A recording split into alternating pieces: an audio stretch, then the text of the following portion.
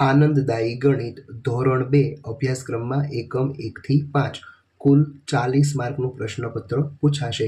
હવે આપણે આ દરેક પ્રશ્નો છે એ કેવા પૂછાશે એનું આપણે સોલ્યુશન જોઈએ.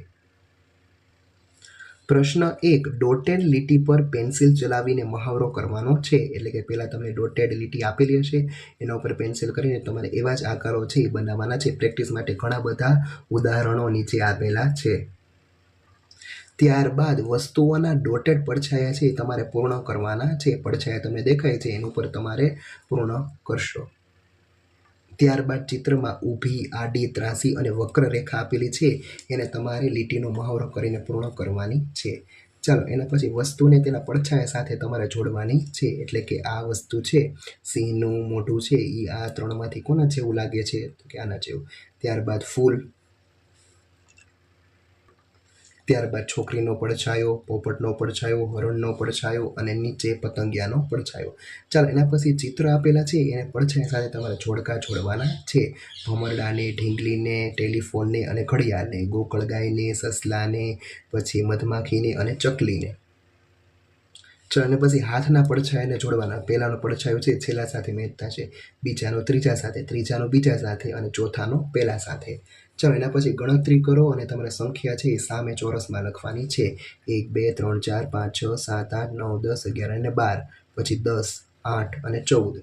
ચાલો એના પછી જૂથની ગણતરી કરવાની છે કે એક જૂથમાં 10 હોય, 10, 20, 30 અને 5 છૂટી એટલે કે 35, 10, 20, 30, 40 ને 7, 47.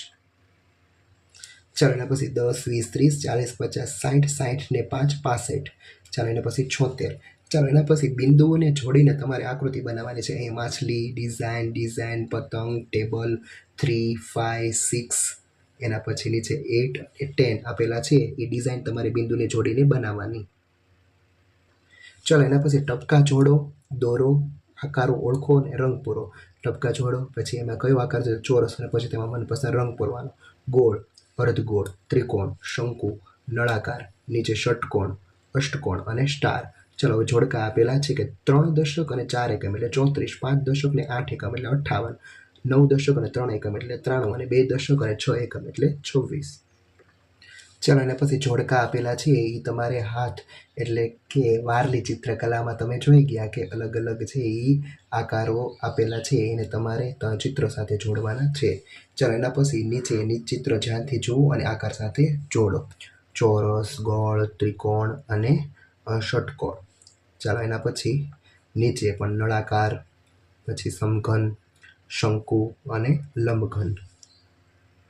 ચાલો એના પછી ચિત્રોને તેના આકારો સાથે, ત્રિકોણને છે એ એંગલ સાથે, નળાકાર સાથે, શંકુને શંકુ સાથે અને લંબચોરસને લંબચોરસ સાથે જોડીશું. ચાલો ત્રિકોણ હોય તેવી 2 વસ્તુઓના નામ, ધજા અને હેંગર.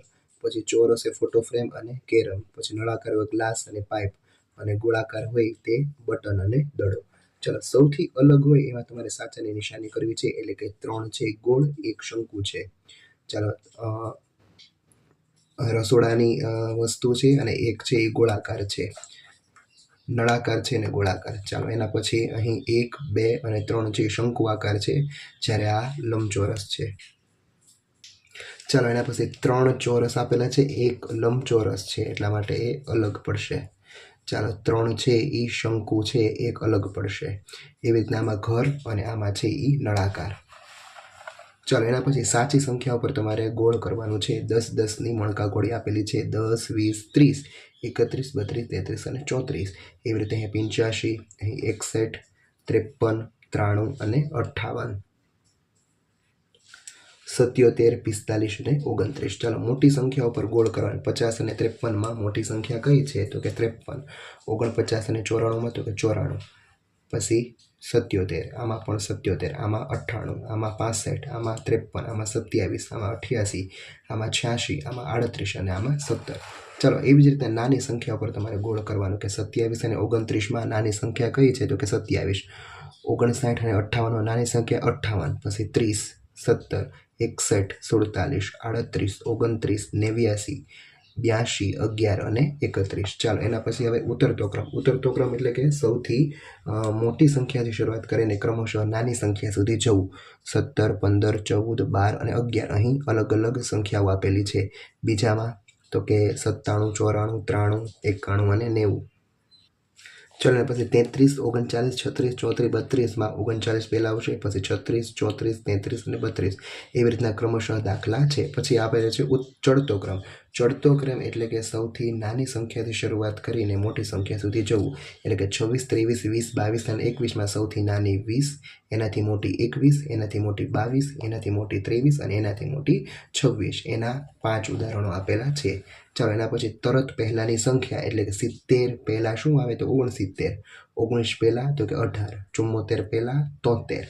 ચાલો એના પછી તરત પછીની સંખ્યા એટલે કે 25 પછી શું આવે તો કે 26, 67 પછી શું આવે તો 68, 16 પછી શું આવે 17. તરત પછીની સંખ્યાના ઉદાહરણો આપેલા છે તે તમે જોઈ લેજો.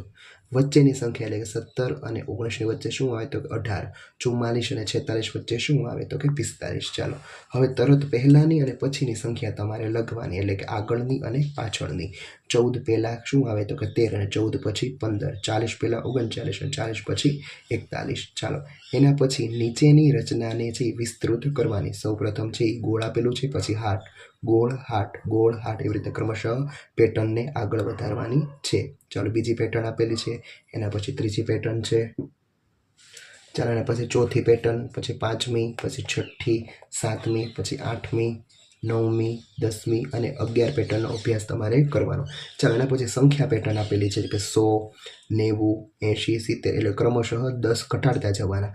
60, 50, 40, 30, 30માં 5 નાખો તો 35માં 5 નાખો તો 40માં 5 નાખો તો 45, 50, 55, 60 અને 65. ચાલો પછી 27માંથી 2 કાઢો તો 25માંથી 2 કાઢો તો 23, 2 કાઢતા જવાના. 2 નાખતા જવાના. 2, 4, 6, 8, 10. પછી 3 નાખવાના. ચાલો પછી કક્કો આપેલો છે. ચાલો પછી 2 તમારે ઉમેરવાના. પછી ABCD આપેલી છે અને પછી 5 ઉમેરતા જવાના. ચાલો એના પછી સાચા અને ખોટાની નિશાની તમારે કરવાની છે.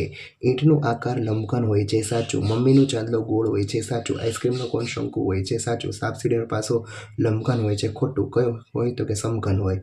10 પછી તરત 9 આવે ખોટું, 50 પછી તરત 51 આવે સાચું, 20 એ 19 કરતાં મોટી સંખ્યા છે સાચું, અને 5 ના 2 જુદા એટલે 15 નો થાય, 10 થાય માટે ખોટું. જગ્યાઓ આપેલી છે. 25 એ 24 કરતાં મોટી કહેવાય, 65 એ 63 કરતાં મોટી કહેવાય, 42 એ 44 કરતાં નાની કહેવાય, 36 એ 39 કરતાં નાની કહેવાય, એક અંકની સૌથી મોટી સંખ્યા 9, 1 કરતાં નાની સંખ્યા 0, 5, 10, 15, 25 હવે પછી 30 આવે. 90ની તરત પહેલાંની સંખ્યા 89, 2 અંકની સૌથી મોટી સંખ્યા 99, 5 કરતાં મોટી અને 6 કરતાં નાની 7 કરતાં નાની 6 છે. ચાલો એના પછી સંખ્યા રેખા આપેલી છે તેમાં તે તમારે પૂર્ણ કરવાની છે. પહેલી આપેલી છે કે 20, 40, 60, 80 અને 100. ચાલો 2માં 2 નાખો તો 4, 4માં 4 નાખો તો 8, 8માં 2 નાખો તો 10 અને 10માં 5 નાખો તો 15. પછી 4માં 4 નાખો તો 8, 8માં 2 નાખો તો 10, 10માં 8 નાખો તો 18 અને 18માં 7 નાખો તો 25. ચાલો અને પછી 20-20ની પેટર્ન આપેલી છે 10, 30, 50, 70 અને 90. પછી 40, 50, 60, 70, 80, 90. પછી ઊંધા 10, 9, 8, 7, 6, 5, 4, 3, 2, 1 અને 0. ચાલો એના પછી 5 ઘટાડતા જવાના. 100, 95, 90, 85, 80, 75, 70, 65, 50 અને 45. ચાલો 100 પછી 15 ઘટાડવાના, 85 પછી 15 ઘટાડો 70, 55, 40 અને 25. ચાલો એના પછી